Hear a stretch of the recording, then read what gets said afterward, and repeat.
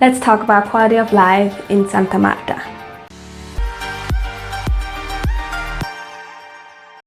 Hi everybody and welcome back to How to Expat. My name is Tasha and I'm an expat here in Colombia. So you might have seen that we posted a few videos about Santa Marta lately, and so today I wanted to talk about the quality of life there, because this is also a point that is pretty important if you're considering to move there. So let's just start with the first point, and this is people. The people in Santa Marta are really friendly, outgoing, loud. The pace in general in Santa Marta is a little bit slower, so when you have something that needs to get done, it will take a while. So it's just like they're more laid back, the people there, so they're not as stressed as, for example, or as strict as in other cities like Bogota or Medellin. They're like really going with the flow, and if it's not today, it's gonna be tomorrow. So this is really different at the coast in general, and they speak a lot faster there. So sometimes I think like I'm pretty much fluent now in Spanish, and I think that I understand a lot, but in Santa Marta or at the coast in general, it's really hard to understand them because they speak so fast. And also there's sometimes shortening words, and they lack the S, so sometimes you don't know if they're talking about someone or about you or whatever. So it can get confusing sometimes, but yeah, this is something, yeah, you might get used to. Let's talk about the weather in Santa Marta. So the weather in Santa Marta is really hot and humid. So when you're coming out of the airport, it just hits you like really bad. So I love the weather there because it's hot and stuff, but the humidity makes it hard. Like you're coming out of the shower and you don't want to get a hot shower there at all. And so you're sweating like in seconds, you're sweating again. So if you like the hot weather and the humidity, you will love Santa Marta. By the way, we uploaded a video talking about Santa Marta, and that we have a great partner there that can show you around, help you to get an apartment, grocery shopping, translating, whatever you need there. So check out the link down below if you want to get more information about our partner Leo in Santa Marta. Cost of living in Santa Marta is great. It's really inexpensive, like less than in Medellin or Bogota or Cartagena, for example. So you will spend around $1,500 in Santa Marta for a couple, because like the living there, like housing is really inexpensive. Like grocery are kind of similar in each city, but there are a lot of expenses you don't have there, or they're just way less expensive there. So you can have like a great life in Santa Marta that is really inexpensive, and you have like the better life because you can live like pretty luxurious there for not a lot of money, and in a really nice place. You can see the beach from your house, or you have a pool or whatever. So it's a really nice life that you can live there on a really low budget. Let's talk about my favorite topic, as always, the food. So the food at the coast in general, or in Santa Marta, in that example, is like you have a lot of seafood, you have a lot of fried fish, you have a lot of coconut rice, like the fried fish comes with coconut rice and fried plantains. And so it's more like fried stuff, a lot of seafood.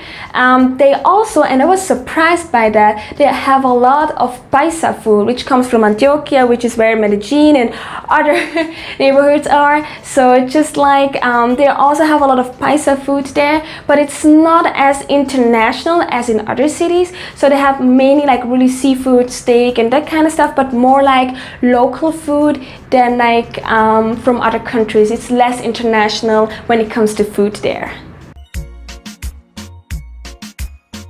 So the activities in Santa Marta, you have a lot of them, because you have Parque Tayrona really near, which is a beautiful nature park, which is still owned by indigenous, but they're allowed to like let people in, and so they have even a limit of how many people they let in daily. So it's really beautiful. It's just like pure nature. You have beautiful beaches, beautiful clear water. So this is really something you should see when you're in Santa Marta. Then you have have Ciudad Perdida, which is like the Colombian Machu Picchu. So this is really like a 3 or 4 days walk to go there in the middle of the jungle, but they all say it was worth it. We haven't been there, but we heard just great things about it. Then you have the party life, of course, like there's people in Santa Marta, they love to party, they're really outgoing, they love to dance, they love salsa and everything, so we will have fun partying there too.